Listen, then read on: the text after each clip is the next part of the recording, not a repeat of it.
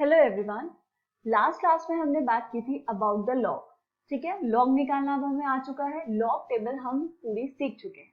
ठीक है, लॉग के बाद बेटा एक जो नई चीज आती है वो है एंटी लॉग। अब एंटी लॉग क्या होता है, देखिए अभी तक हमने देखा कि अगर आपको दिया हुआ है लॉग, जैसे कैसे पढ़ा था लॉग हमने, 2 की पावर कितनी होगी कि आंसर आए 8 के इक्वल। ठीक है, इसको हम लॉग में कैसे लिख सकते हैं, log 8 to the base 2 equals to कितना। ठीक है, इसका आंसर हमें पता है कितना होगा, लॉग 8 बेस 2, आंसर आएगा 3। 2 की पावर 3 करेंगे तो आपके पास 8 आ जाएगा, राइट। अब एंटी लॉग क्या होता है, एंटी लॉग में हम क्या करेंगे, इसको हम लिख सकते हैं 8, दूसरे कलर से लिख लेते हैं, 8 इक्वल्स टू 2 की पावर 3, राइट।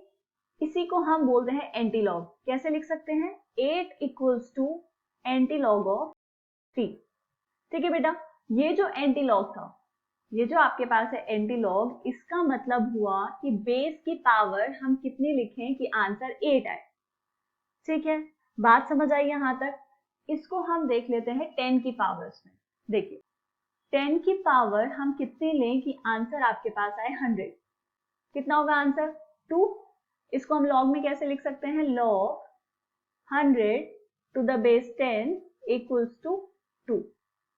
ठीक है, अगर मुझे निकालना है एंटी लॉग तो मैं इसको क्या लिखूंगी, देखो 100 इक्वल्स टू 10 की पावर 2, इसको हम लिख सकते हैं बेटा 100 is equal to anti log of 2। ठीक है, तो हमने क्या किया, बेस की जगह पर हमने लिया एंटी लॉग। तो अब किस पे डिपेंड करेगा एंटी लॉग की वैल्यू, कि आपने लॉग का बेस क्या लिया था। इतनी बात समझ आई। देखो मान लो आपको दिया हुआ है ये x equals to anti log of 3, right. तो एंटी लॉग 3 का मतलब क्या है, अगर हम बात कर रहे हैं टू द बेस 10 में, तो x की वैल्यू आपके पास आ जाएगी 10 की पावर 3। तो कितना होगा, x इक्वल्स टू 10 की power 3 is 1000। This is the answer. ऐसे कैलकुलेट कर लेंगे, राइट। 10 की पावर 4 निकालना हो तो भी कैलकुलेट हो जाएगा, 10 की पावर 5, 6, 7 कैलकुलेट हम कर सकते हैं आसानी से। लेकिन अगर कोई आपसे कहे कि आप निकाल के दिखा दीजिए 10 की पावर 2.75, मतलब आपको दिया गया है कि आपको निकालना है anti log of 2.75, anti log of 2.75 equals to x। तो ये कितना हो जाएगा, x equals to 10 to the power 2.75। अब 10 टू द पावर 2.75 कैसे कैलकुलेट करेंगे, इसको कैलकुलेट करने के लिए हम यूज करते हैं एंटी लॉग टेबल। ठीक है, जैसे हमने लॉग के लिए देखी थी वैसे ही आपके पास एंटी लॉग देखने के लिए आती है ऐसी एक टेबल। ठीक है, इस टेबल में वैल्यूज कहां से कहां है, देखिए इसमें वैल्यूज हैं 0.01 से लेकर 0.99 तक। ठीक, सेम वैसे ही है, यहाँ पे आप देखेंगे शुरू के 2 डिजिट्स, उसके बाद ये ऊपर दिया हुआ है 0, 1, 2, 3, 4, 5, 6, 7, 8, 9 और उसके बाद 1 to 9। ठीक है, यहां से यहां देखनी है 3rd डिजिट और यहां से यहां देखनी है 4th डिजिट। ठीक, अब देखो यही वाला कैलकुलेट कर लेते हैं एग्जाम्पल। आपको निकालना है एंटी लॉग ऑफ 2.75। अब देखो आपके पास जो टेबल है उसमें तो पॉइंट के बाद वाले डिजिट्स है, 2 तो है ही नहीं कहीं पे, तो हम इसको कैसे लिख सकते हैं, देखो 10 की पावर 2 प्लस 0.75। ठीक है, ऐसे लिख सकते हैं या फिर एंटी लॉग में भी लिख सकते हैं, क्योंकि एंटी लॉग को ही तो हम 10 की पावर में लेके जा रहे हैं। ठीक है, तो ये हो जाएगा x इक्वल्स टू 10 की पावर 2 इंटू 10 की पावर 0.75। 10 की पावर 2 तो हम ऐसे लिख देंगे, हमें कैलकुलेट करना है 10 की पावर 0.75। देखिए कैसे करेंगे, यह है आपके पास एंटी लॉग टेबल, इसमें हम देखेंगे कहाँ है 0.75। 0.75 ये रहा आपके पास यहाँ पे। ठीक है, इस 0.75 की वैल्यू देख लीजिए 0 पे। 0 पे क्यों, क्योंकि 0.75 के बाद कुछ नहीं है, 0.75 के बाद हम 0 लिख सकते हैं। तो हमने यहाँ पर देखा कि वैल्यू कितनी आई, वैल्यू आई आपके पास 5623। ठीक है, तो चलिए यहाँ पर लिख देंगे 5623 इंटू 10 टू द पावर 2। क्या ये आंसर आ गया? नहीं, आपने इसमें पॉइंट तो प्लेस किया ही नहीं। पॉइंट को कैसे प्लेस करना है बेटा? देखो, log 1 की वैल्यू होती है टू द बेस 10 में 0 एंड log 10 की वैल्यू होती है टू द बेस 10 में 1 के इक्वल। ठीक है, अब आप ले रहे हैं एंटी लॉग, मतलब 10 की पावर में, तो ये वाला जो टर्म है 0.75 आएगा 0 और 1 के बीच में, तो इसीलिए जो उसकी एंटी लॉग की वैल्यू आएगी वो आनी चाहिए 1 और 10 के बीच में, है ना। और ये 1 और 10 के बीच में कब आएगा? जब आप एक डिजिट के बाद यहाँ पर लगा देंगे पॉइंट, तो ये आएगा 5.623 into 10 to the power 2। This is the answer for antilog 2.75। ठीक है, बात समझ आ गई यहाँ तक अच्छे से? ये तो था पॉजिटिव पार्ट के लिए। चलिए एक और एग्जांपल लेंगे। आपको कैलकुलेट करना है एंटीलॉग ऑफ 8.314। एंटीलॉग 8.314 को कैसे कैलकुलेट करेंगे बेटा? इसको लिख लेंगे एंटीलॉग ऑफ 8 प्लस 0.314, ऐसे लिख सकते हैं। ठीक, अब जब हम लेंगे एंटीलॉग तो ये कितना हो जाएगा? 10 to the power 8 into antilog of 0.314। Antilog of 0.314 का मतलब है 10 टू द पावर 0.314।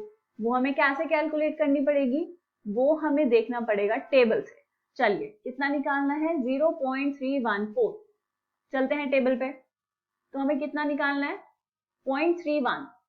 तो 0.31 देखिए कहाँ है आपके टेबल में? 0.31 है यहाँ पर। ठीक, 0.31 के बाद आपको कहाँ वैल्यू चेक करनी है? 4 पे। तो 4 पे देखिए यहाँ 1 2 3 4, तो 4 पे है यहाँ और 0.31 के सामने, तो ये आई आपके पास वैल्यू 2061। ठीक है, तो यहाँ पे लिख लेंगे 2061। अब एंटीलॉग है 0.314, तो वैल्यू किस किस के बीच में आएगी? 1 और 10 के बीच में, तो पॉइंट हम लगाएंगे यहाँ पर। तो इसका आंसर कितना आ जाएगा? 2.061 इंटू 10 टू द पावर 8। ठीक है, x equals to antilog of इतना, तो x की वैल्यू आ गई इतनी आपके पास। बात समझ आ गई बेटा? चलिए, अभी तो हमने बात की पॉजिटिव वाली टर्म्स के लिए। अब अगर आपको कहा जाए कि नेगेटिव के लिए एंटीलॉग निकालिए, जैसे एग्जाम्पल के लिए हम ले लेते हैं, आपको दिया हुआ है कैलकुलेट एंटीलॉग ऑफ -2.75। अभी एंटीलॉग ऑफ 2.75 हमने कैलकुलेट किया है, आपको निकालना है -2.75 के लिए। इसको कैसे कैलकुलेट करेंगे? देखो, बहुत ध्यान से देखेंगे। x इक्वल्स टू एंटीलॉग -2.75 है आपके पास, तो हम इसको कैसे लिख सकते हैं? -2 माइनस 0.75।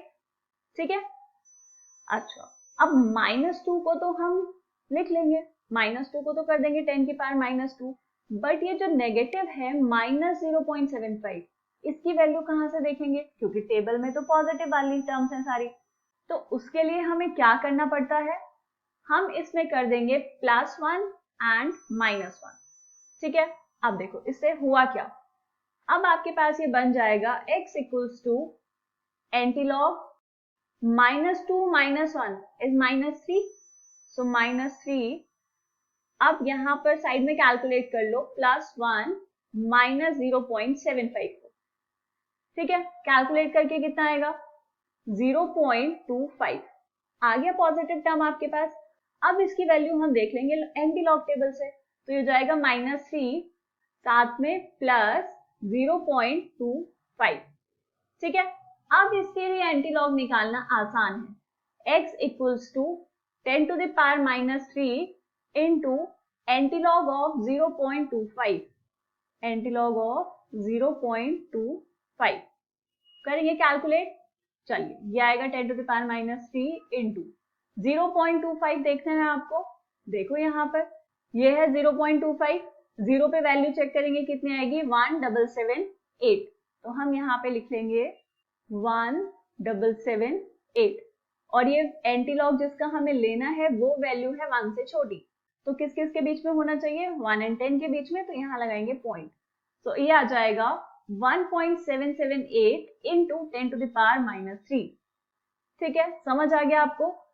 अब अगर आपको ये सारी चीजें समझ आ गई हैं, तो जाकर केमिकल काइनेटिक्स के कुछ क्वेश्चंस करेंगे। उनके क्वेश्चंस में आपको मिल जाएंगे लॉग और एंटी लॉग की वैल्यूज कैलकुलेट करना, राइट। चाहे तो इलेक्ट्रोकेमिस्ट्री के क्वेश्चंस भी कर सकते हैं, इक्विलिब्रियम कांस्टेंट जिनमें कैलकुलेट करना होता है। वहां से आपकी अच्छी प्रैक्टिस हो जाएगी लॉग और एंटी लॉग देखने के लिए। ठीक है, तो अच्छे से पढ़ते रहिए, खूब सारी प्रैक्टिस करते रहिए। Bye bye.